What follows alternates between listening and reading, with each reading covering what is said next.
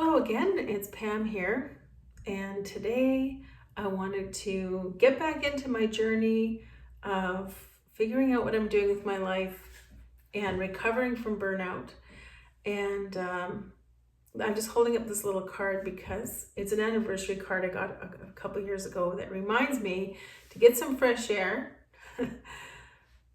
take time to think, make good memories and new plans, and I keep it on my desk as a reminder. And I just love the picture of the mountains, and so I thought it was just a good way to start the video. And so I'm figuring out my limits in a state of burnout. That's the long title. And I have been pushing myself for a long time, decades of pushing myself. And I've known that, but I haven't really known what the alternative is.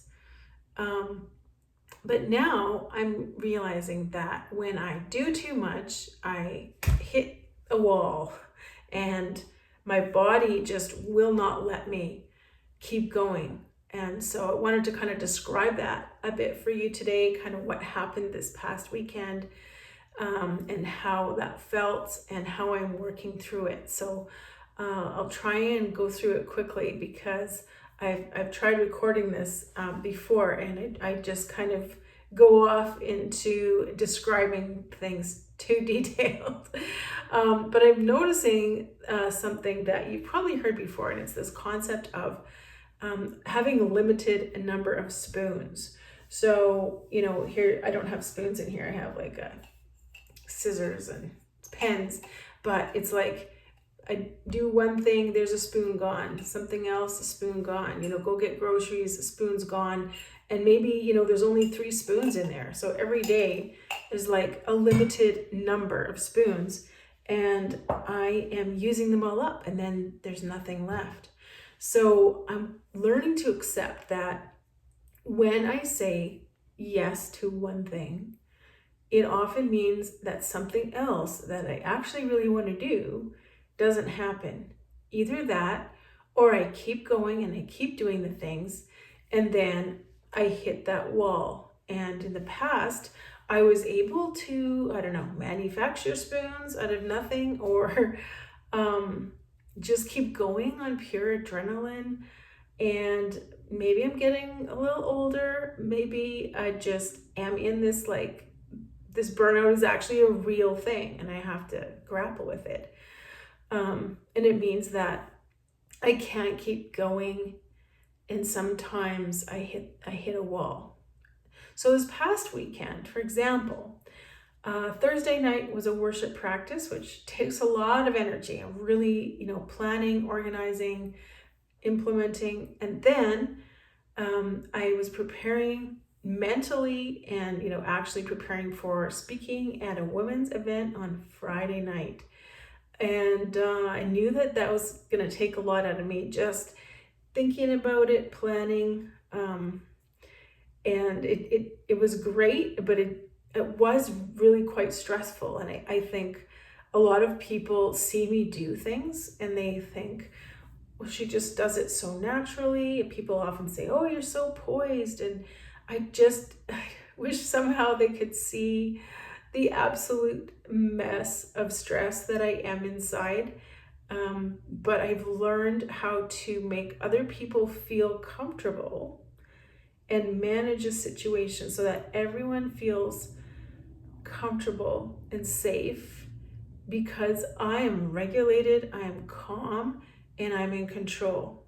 And I think, I've learned that through worship leading, through teaching, through lots of different stuff, right? So anyway, that was Thursday, event Friday, and then Saturday was like really social. And both of the things that I ended up doing with friends were great. Like going out for coffee, having a good, long, deep talk, then meeting someone, going for a long walk in that beautiful Alberta spring sunshine for like 2 hours, and another, deep, really good talk. And so these things are life-giving, but my social battery was on it was in the red, and I knew that, but I was happy that those things happened, and I don't think I would change it. Like, it was so valuable, I wouldn't change it.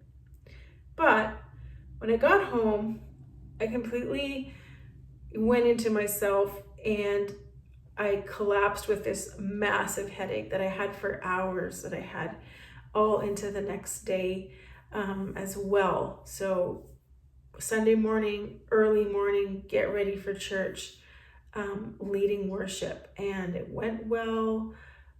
And I was happy with it, but I could feel that I just had a thin veneer left of kind of sanity or I could just feel my body was just hurting, and I knew I needed to just rest a bit and be by myself and kind of recharge. But no, I did not do that.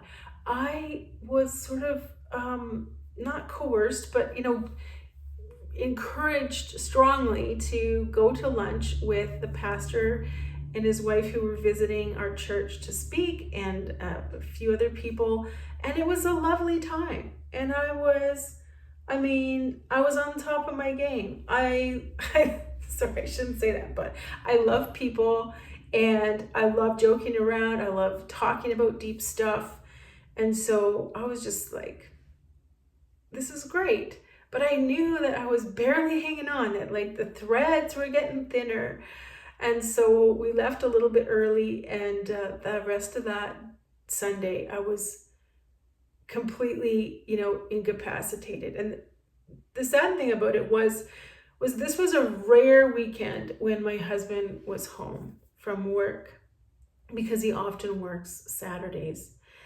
And instead of having any energy to spend time with him, I couldn't. I left him to do his own thing, and I was just like flat out in bed, just kind of coping and trying to get rid of this massive headache that hit me again. So Monday comes, and you could call it like meltdown Monday or brain dead Monday. I mean, I was actually fine, and I got quite a bit of work done. But yeah, I felt just physically sick. So I'm learning that, yeah, you can go ahead and do all the things, and they're good things, but you're going to pay for it.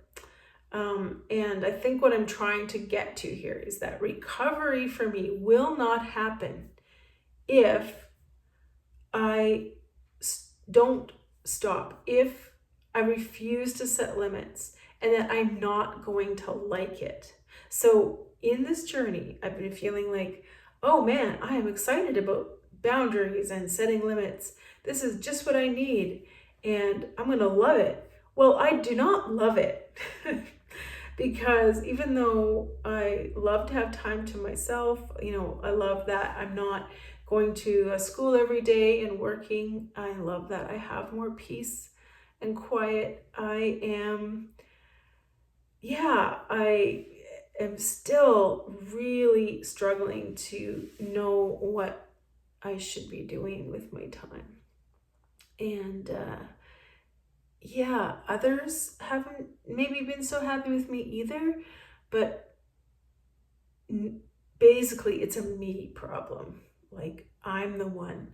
I'm realizing that, someone might be unhappy with me if I say, no, I can't do that.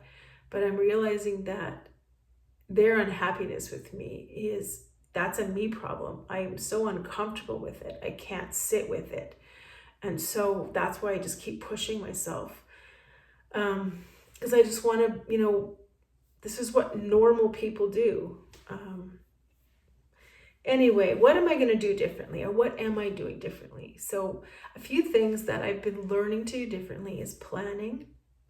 So planning my days a little bit more, and often, as you know, plans change, right? Things go awry. So I'm learning to kind of swerve or shift gears, swerve to a different path or shift to a lower gear when things happen try and balance it out and kind of regulate things. So for example, if I say I'm going to work all morning and then I'm going to go run errands in the afternoon. Well, maybe somebody stops by my house and comes in for a visit.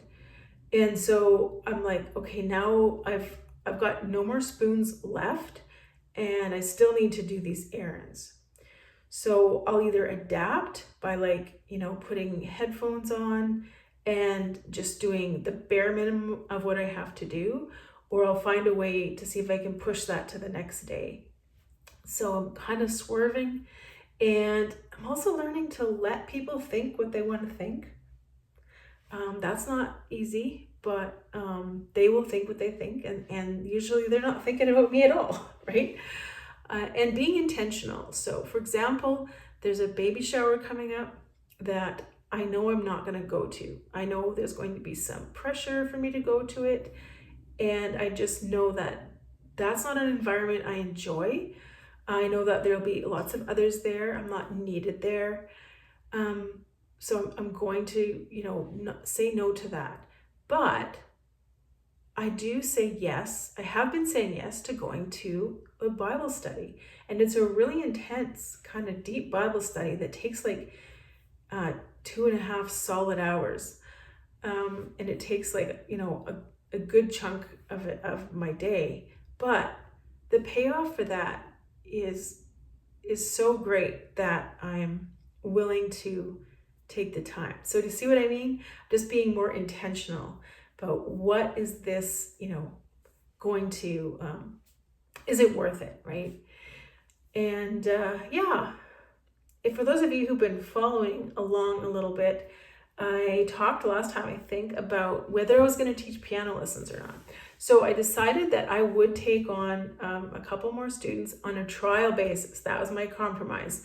I'll do it for 2 months, I said, and then we'll see. But I was just really honest and really clear that, I don't know if I can do this right now. I don't know if it's a fit. So that's what happened with that. Anyways, have you experienced this exhaustion or this state of burnout? And what did you find was necessary to recover? Is this my life now? I think that's something I've been pondering. Is it going to get better? Or is this kind of it? And I need to figure this out, whatever it is. So thanks for being here. Leave a comment or a like if you're interested, and subscribe if you want to find out what's going on. And thank you for coming on this journey with me today, and I will see you again soon. Bye.